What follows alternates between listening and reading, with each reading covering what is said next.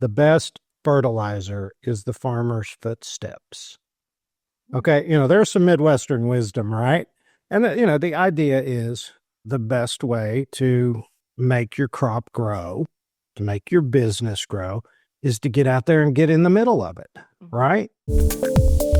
Step into the world of success with your brand amplified, the ultimate podcast designed to unravel the intricacies of thriving businesses. I'm your host, Annika Jackson, and I'm on a mission to uncover the stories, strategies, and secrets that have propelled entrepreneurs and business leaders to success. I am thrilled to have somebody from my original neck of the woods on this podcast today, Matthew Davis of Davis Business Law. I'm just going to start by saying you have a book called The Art of Preventing Stupid. What a title.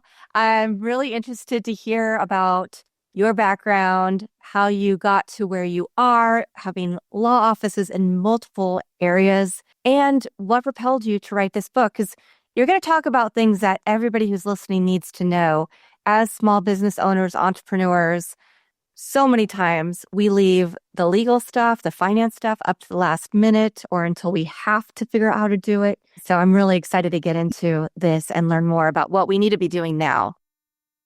Well, thank you. And yeah, wow, that was a nice introduction. I appreciate it.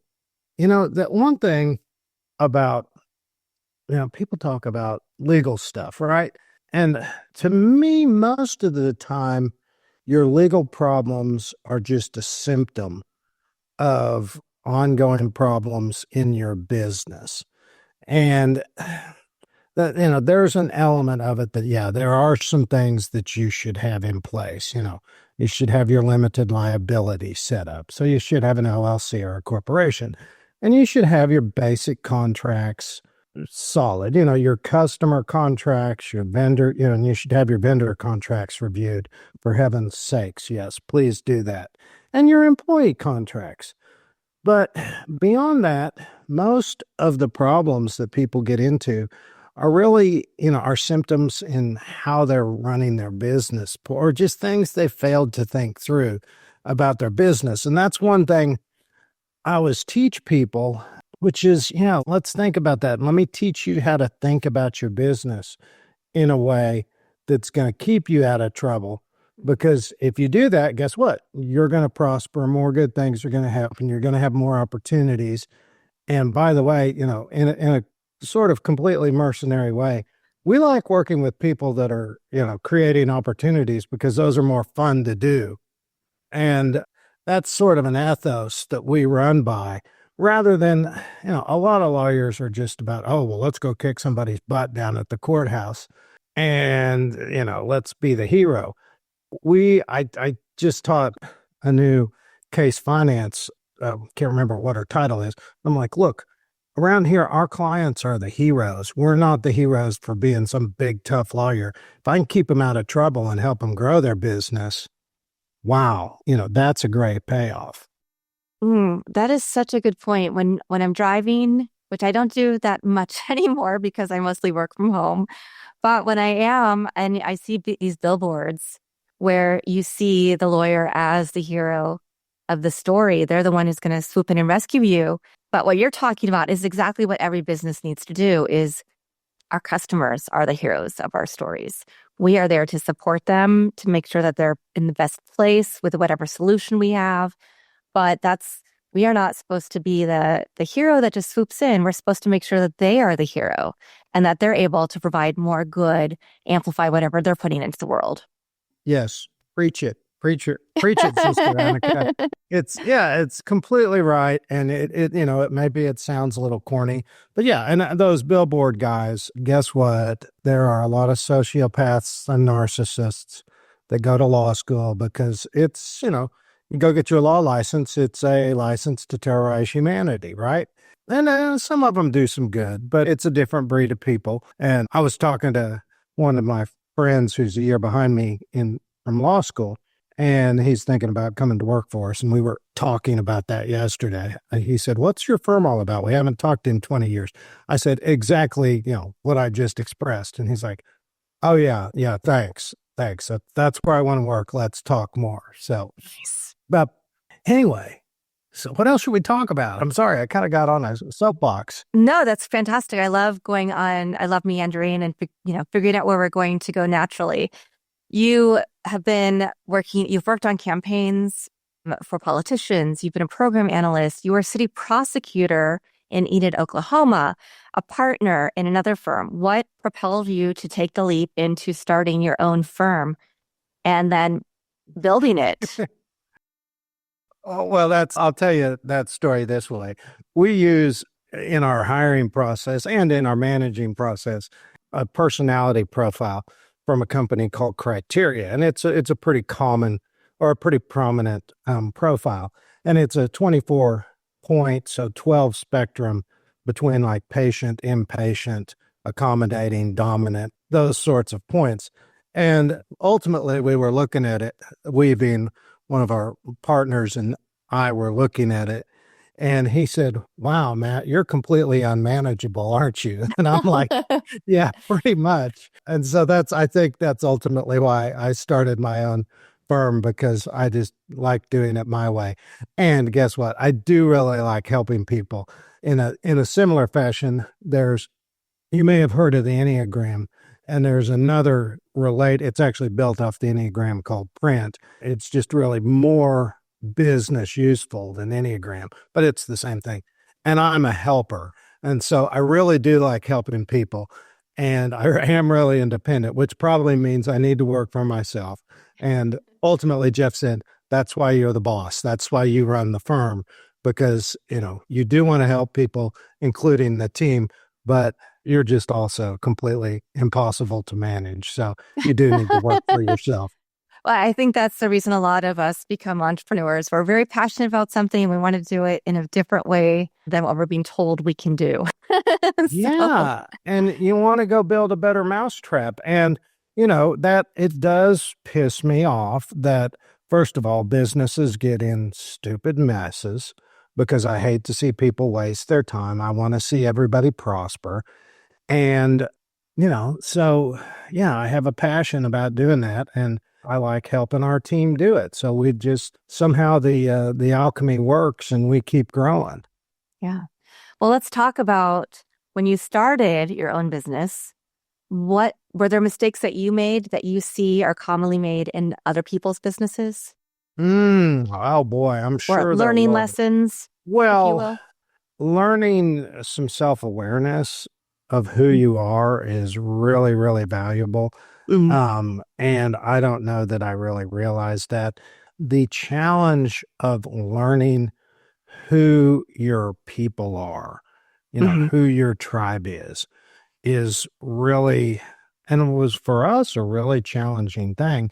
And, going back to self awareness and then that personnel idea, has been really powerful. And maybe I think it's affected us for a long time, but it's finally come to a head. I got fired from our hiring. Oh, oh no. Okay. And it's kind of funny. Now I'm exaggerating a little bit, but I am in charge of recruiting. So my portfolio in the firm is firm growth, which means marketing and recruiting, which are kind of common things, they're attraction. And my COO and CFO were like, you like everybody. You're too nice. You keep bringing home stray dogs. You are getting your wings clipped on hiring. We're taking over. And okay. So, as far as a mistake, that self awareness and then also understanding who our people are, they met there and it's powerful lessons to learn.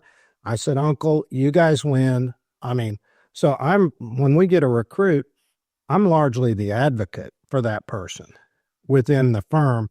And, sometimes they say, no, you're a dummy. Go away. Quit bothering us. We're not hiring that person. And, so, yes, Yeah, I will it's say that is something I also, when I started my last PR firm, I had to try to remove myself from that process because I did the same thing. Oh, your values align. You seem like such a nice person. You're telling me that you have this skill set, whether they actually did or whether it worked for our clients was a different story, right? And so I had to fire myself from that process because I needed to make sure that the team was a good fit, that their skill set was a good fit, that if they didn't have exactly, that they could be trained up to what we needed to do for our Yeah. clients. And I was also that person who was just like, oh, everybody, kumbaya, let's all come in and work together. And yeah, it doesn't work that way. This will probably make you feel better because it made me feel better about my shortcoming in that. So I have this uncanny way of like getting in with the boss at other consulting firms and meeting famous authors. I don't know why that happens, but I do. And so there's an author named Mark Murphy, great author of several books. The one I love is called Hiring for Attitude. Okay. And we use his processes, and somehow we became, like a personal client of his. I don't know how we did it, but his right hand lady is from Wichita, incidentally, Oh, since we're all basically Kansans, right? yes. But he said, we were talking about this. He says, Matt, of course you're horrible. I'm like, well, what do you mean? He said, entrepreneurs are people that see possibilities. Ah, They d- yes. and so they're kind of glass half full people, and we can do this, people. And yeah, we can help this person change or grow, or I can lead them and make them a great fit for our organization. Well, guess what? We're not always 12 feet tall and bulletproof, and not everybody's going to follow, not everybody's going to listen, and so on. So it's very valuable for people, presumably like you and like me, to have, our COO is named Applegate, and that's his last name. And so we like to tease him about having Apple hate. And yeah, he's like, okay, I'll buy that. I'll live that, but don't take it too far. So So, what are some of the other things that you see business owners make mistakes on that are things that you've been able to assist in? Because obviously you've seen massive growth, you have the book. I love to teach this lesson. So I'm going to do a little bit of it right now. Okay. If you can learn 3 things about where your vulnerabilities come from, meaning where you're going to get smacked, this goes a long way to protecting your business and just not getting hurt. And the first one is in an organized way about where you're going to get, what catastrophes are going to hit you. Okay. So I call that, we can call this the whack, lack, and slack. Okay. If you want to rhyme it. Okay. Number one, if you think about your catastrophes in an organized way, and I teach this in The Art of Preventing Stupid, is, think about first, where's your management? Where's, what catastrophes could happen? I mean, we lost our COO this year out of the blue. That can happen. Okay. He died on January 31st, massive heart attack, 57, horrible deal. Very inconsiderate of him, I mean, that was rude. And his wife's even madder at him than I am. And, but that's a catastrophe. You can have a catastrophe. We lost some attorneys. That was, but those are things that the universe is going to deal with you or can deal to you. And, you can prevent some you can only prepare for, right? So, I was working today on our procedure of if an attorney leaves, okay? That can happen, okay? That's the catastrophe. That's where you're going to get whacked. And if you look at it in an organized fashion and brainstorm about all 3 of these things, you can stay out of a lot of trouble. And you can be the strongest player on the field. Now, the second thing is, where are you ignorant? Okay. I use that term to be, annoying and to agitate the issue. But it's like, business growth is a series of acquiring skill sets and building on that and noticing where you're weak. And, as you grow, you break things and you have to learn new skill sets. And there's a saying, well, you don't know what you don't know. Well, I don't really believe that at the end of the day. I've thought a lot about that. And, yeah, you don't know, but you know what you need to learn because that's where you're frustrated. That's when you're going home at night going, man, I'm pissed off. This sucks. I mean, I'm really frustrated. And, if you will ask yourself, why am I having this problem? Why am I having, and ultimately one thing we learned this year is our recruiting was bad. Oh, Right. And because we kept looking at all of our problems and we just kept asking why. And ultimately it's like, it's our recruiting. And that was, knowing about our frustration and then digging down. And then the trick is you go educate yourself. You got to go learn. And so we teach people, let's figure out what skill sets you're lacking that are preventing you from being where you want to be. And then let's go learn it. Right. I mean, yeah. our recruiting this year has gotten fantastically better just because we decided to go learn it. Okay.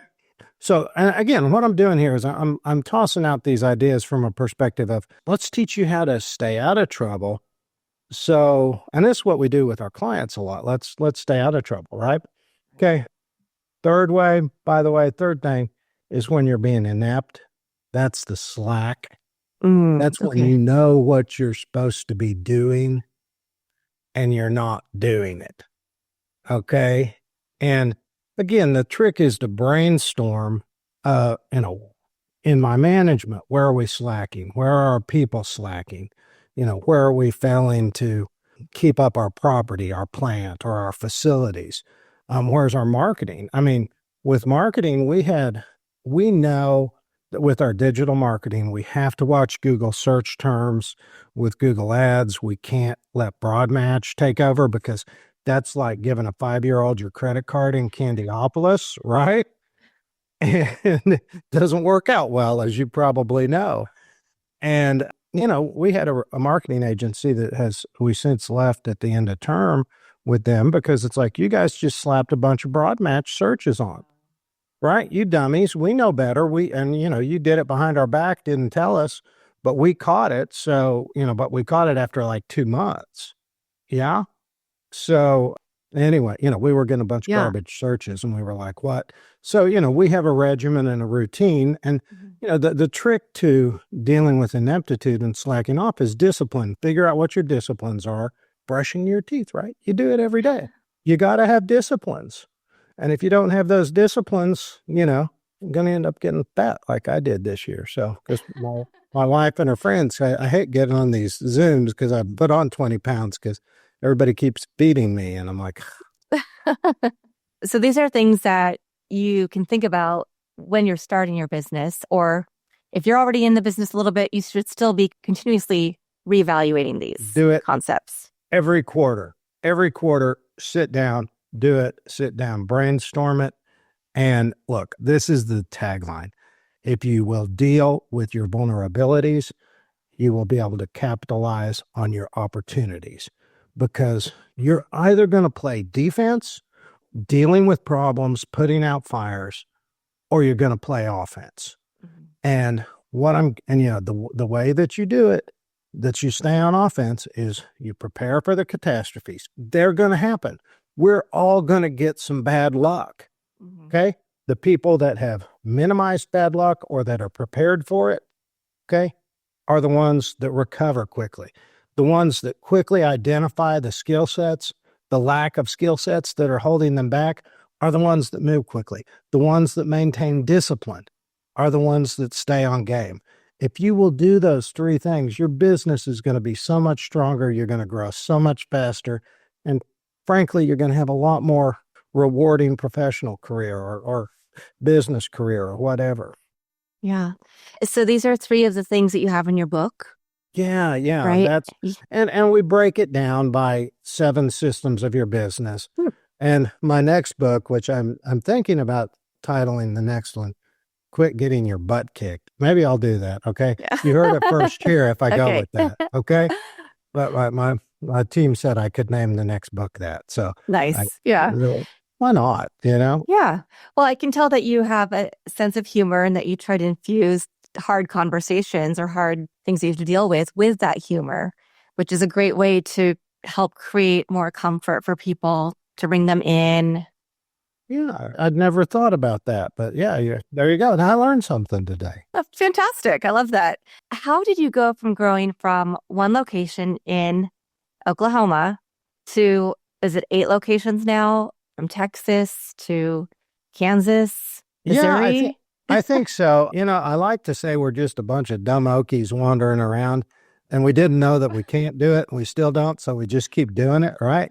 So I live in a smaller city, and I love it here because it's my hometown, and I like my 3-minute commute. So it's nice, and I walk around the neighborhood and I see kids, and I'm like, I knew you were great grandparents, and they're like, oh, and so I really do enjoy and love my hometown, but it's big enough we have most things.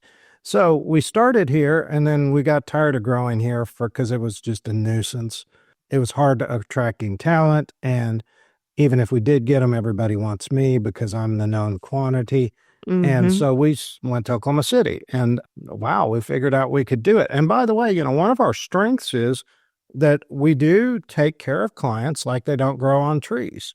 And we also learned a lot of ways to get paid in our space and a lot of ways to get paid in a way that makes our clients happy because we don't, we really battle sending. One of our goals is don't send anybody surprise bills. Now, sometimes that's hard in the law business, but we do a really good job, our Tricia and Bailey, staying ahead of retainers, which makes a big difference to our clients. And so we just started growing and we just kept growing. And, we're doing it by design. We're looking at San Antonio right now. And this year's been a real year of repositioning after Derek died and just figuring out how to fill his shoes and do some things. But, we've learned how to digital market. I mean, you heard a couple things coming out of my mouth that you were probably going, wow, that's not what your average lawyer knows. And I was thinking that. yeah, and no, I freak people out and I freak marketing agencies out because I'm like, where's Pixel, local Falcon, and I just start talking. We know a lot because guess what? By the way, that was a spot where we identified, look, we're frustrated about our lead volume. And, if we want to grow, we're ignorant here. Let's go learn it. And so Emma and I dug in and, went to the Amazon. You may have heard of Amazon. Yes, We yes. just started, buying books. Okay. This is how you educate yourself, right? And then we went to this other place called the YouTube. You may have heard of the YouTube, right? And let's just start watching videos. And so, I walk 4 miles every morning and I'm like, just listening to videos. I'm like, oh, okay, let's try that. So, yeah. So we learned how to market, we learned how to get paid. We've learned some how to attract people. And by the way, this is all sort of mapped out in the book because businesses operate as a system, kind of like a wheel where you have to have the people to do the work, the production. You have to have a place for them to do it. So I'm going to Kansas City tomorrow because we've got to get a new office because we're growing, right? And then you have to measure it, then you have to market it to get more opportunities. You have to close those opportunities with sales. Then you need more people, right? So, March we'll hire another attorney in Kansas City as soon as I get some more space. Oh, and that's what's amazing because you personally are a member of Texas, Oklahoma, Kansas, Missouri, Arkansas, and Colorado bar associations. Yeah, I don't know why they did that. And I don't know why they let me in. So that's phenomenal. And I'm sure that all of the experience that you have, being, one of the preeminent attorneys in America, writing books your book was published by Inc. magazine, you podcast, you've done a deep dive into learning all of these things that are not typical, but I also think it helps give you more insight into your clients and some of the things that they may be going through in their businesses beyond what we would normally think about of make sure you file this paperwork, make sure you have the contract set up, you have your business structure, all the things that we would normally think of as the business of lawyers, right? That stuff, plus maybe trademarks, copyrights, things like that. That's important. But what's so much more important is yes, that all that's important. But what's more important is just having the wisdom and the street smarts to stay out of trouble. Mhm. So, we put a deal on the front page of the Wall Street Journal business section. My name's not on it, but I know that we helped do it, right? Yeah. And our client will tell you that we helped do it, right? And, you know, one reason we got there is because we didn't pick a bunch of stupid fights and we didn't get sucker punched a bunch along the way, Mm. right? Yeah, that's how you do it. That's how you do it. Yeah. And you talked about you've changed a lot of things, including the way you recruit this year, that you have offices in different places because not everybody wants to live in your hometown, specifically in Oklahoma. Oh, Shocker, right? But right. Yeah. so how do you build that culture as well in your organization across all of these different offices? Well, we are devotees of scaling up, which was, while we're on Kansas, was written by Vern Harnish, who's also from Kansas. And did you know that? Do you know who Vern Harnish is? I did not know. Yeah, no, Vern, scaling up is one of the, along with Traction or EOS, Entrepreneur Operating Systems, are two of the big platforms for business growth. And they're tools, it's a set of tools. And Harnish also wrote Rockefeller Habits, and we try and follow that too. Wow. Great, great book to read and great checklist. So we do morning huddles, and it's obviously by Zoom. So great to get everybody together, talk a little shop. And my friends, I'm a member of a lot of law firm owner groups, and they're like, why do you do those firm retreats every 6 months? Mm. Right. And I'm like, why don't you dummies? Because we take everybody from, receptionist up to, arguably me. Arguably, I'm at the top of the pyramid. I don't think of it that way, but we'll call it that. And we their spouses are invited, and it's 48 hours. Everybody gets together. We break bread. We have drinks. We do a day of learning, and that's really important to do that. So we were just down at the casino on the Red River here, I guess 10 days ago. 6 months ago, we went to Wichita and stayed at the Ambassador, which is a fantastic hotel. And then we were out, we rented one of the lounges in downtown Wichita. And by the way, that was great because that night the professional bull riders were in town. And, I had the drinks bracelets. So I just gave them all bracelets. So we were out till 2 a.m. with the bull riders, right? And, made friends with them all. And, still stay in touch with some of these guys. And, I'll tell you what, when your people are having that sort of fun and those sort of memorable experiences together, they start to know, like, love, and trust each other. Yeah. Yeah. It occurs to me that you also, beyond, you talked about these retreats, making sure you have offices in different areas, not only to grow your customer base, but also to attract the right talent to your firm. You write books. You have 2 podcasts. Yeah, I need to get back to doing that. Yeah, I've been distracted. I had one big client hire me for a series of jobs, and it's been distracting, but it's kind of taming down now. So, well, and you and your wife have 5 children, and you're a guitarist for a heavy metal band. Yeah, I've got one of my flying V's over here. I need to pull it out. I was going to take it home. So yeah, my son was like, we played at a retreat, and my son was like, wow, you guys, I'm like, well, come on, Junior, we've been playing for 40 years. And so he said, why don't you start writing hard rock songs for middle age and beyond?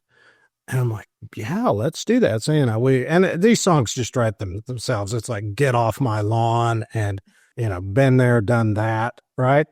And so they just write themselves. It's fun. And I don't golf, so I play guitar for fun. And Nice. yeah, golf is fake nature. I know that's maybe a more widely held opinion than you would think, but it's too slow for me. So yeah, and we did a demo last year, and then we lost a bass player, so we got to find another bass player. And my drummer was calling me today, so I'll probably play this weekend and practice some songs, and then we'll go do another demo. And so yeah. So it sounds like you don't leave any stone unturned in your love for life and pursuit of engagement, excellence, but being able to also show all of your team that you have other pursuits. You have things you want to invest time in your family, energy in your family, and in doing these other fun, creative things that I'm sure also help you do your job that much better. Well, I'd never thought about that, but that's probably right. So, yeah, Using different parts of your brain, you know? yeah, I get that. So that makes sense. So, and then I like to go out to the farm and make a mess. So Oh, nice. it reminds me that I should stay out of the country because all the, I know all the old farm people and they make fun of me. So there you Yeah. go. The gentleman farmer. What should a business look for when they're trying to identify the right law firm to work with? Find somebody who doesn't want to be the hero and Taking it find full somebody, circle. yeah, and find somebody that will listen to you because a lot of lawyers have listening problems, right? Meaning they don't listen very well. Yeah, and look, there's lots of great lawyers out there that if you will, engage with them and, bring them on and they can become just great advocates. And, we teach our lawyers that too. And we were working with a consultant yesterday about how to help them understand how valuable they can be and to their clients, their business clients, and to help them understand, look, the knowledge we have, and this is really a critique I have of the law business. We have so much knowledge that we can help our clients with, and we have to go about building trust in a way because our industry, our profession hasn't naturally engendered this over the years. Mm. We're pretty widely hated, and I kind of understand why. Not kind of, I explicitly understand why, and viscerally understand why. And wow, yeah, you find that person, and sorry, this is a rambling answer, but I'm pretty passionate about the idea of when you can start working with somebody who gets you, gets your business, gets how to keep you out of trouble. And frankly, they ought to use some of the tools we've worked hard to develop, which are Mm. all available on our website or in my book, or hell, call me and I'll tell you because I'm a yapper, you can tell. And yeah, a great lawyer can be invaluable to helping a company go places. And in your business, are you able to help people outside of the purview of the Midwest? Not yet. Not yet. Okay. Yeah, that's a shortfall to our business. There is some argument that you could, right? But, the people at the bar associations are the people that told on me in school, right? That's who they are. And so I just stay out of their way. There's certain state bar rules that arguably let you. We really stay in our turf. And so, yeah, Midwest and we're getting ready to probably go up to Nebraska and Iowa next year Oh, too. nice. So All right. yeah. So Yeah. So more expansion on the way. And you also, I mean, through your podcast, through your website and the tools and your book, or if somebody just wants to reach out to you, you still have a lot of advice to offer to somebody, whether they're in their first stages of building the business or whether they've come to an oops situation where they're like, I need to figure this out. So you have a lot of resources that they can still utilize, even if they're not in those states. absolutely. And happy to help. We, yeah, love to see people succeed. Fantastic. And I have to ask, the website, the main place to have people, does it have access to your book, to your Yeah, it's got a podcasts, lot. everything else? The resources tab has a lot of tools in it, including a really good checklist that we put together for businesses called the Strong Protected Business Checklist. Nice. Pretty simple name there. But what we did is we looked at businesses from the steps they ought to prioritize at the size of their business. Because guess what? A startup has different priorities than somebody, I can't remember how we broke it down, say somebody with 10 to 25 employees, right? Those are different priorities that you should have in place.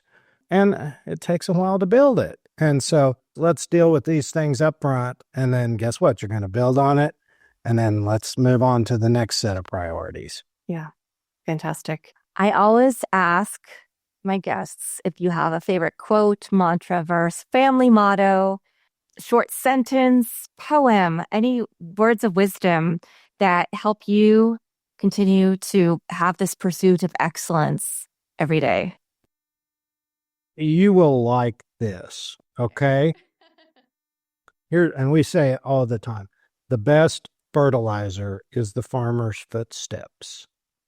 Okay, there's some Midwestern wisdom, right?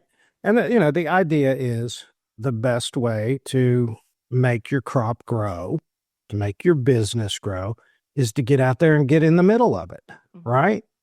And because when you're going out and you're looking at your fields, you're looking at your business, you're going to go, okay, that's working. Okay. Or, man, that needs some attention. That's got some weeds in it or some fertilizer it needs. And so, yesterday I was down in Oklahoma City with one of our younger attorneys, and I'm working with her on cases. I'm out in the field, right? And I'm like, oh, okay, here's kind of something she needs some help with, right?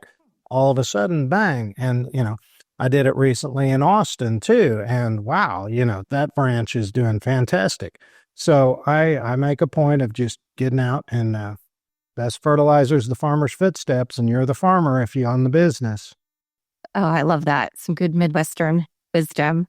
Mm-hmm. Yeah, that's my mom, and she's grew up just up the road from you. So there you go.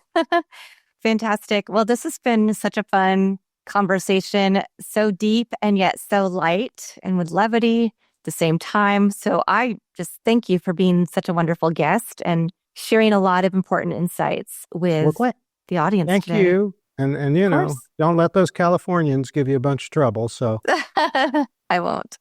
Wonderful. Matthew Davis, Davis Business Law. Of course, we'll have all of his contact information in the show notes. And I want to thank everybody who's watching or listening to this episode for coming back for another day. I'll be back again with another amazing guest to share some more insights that will help you propel yourself to greatness a little bit more every day.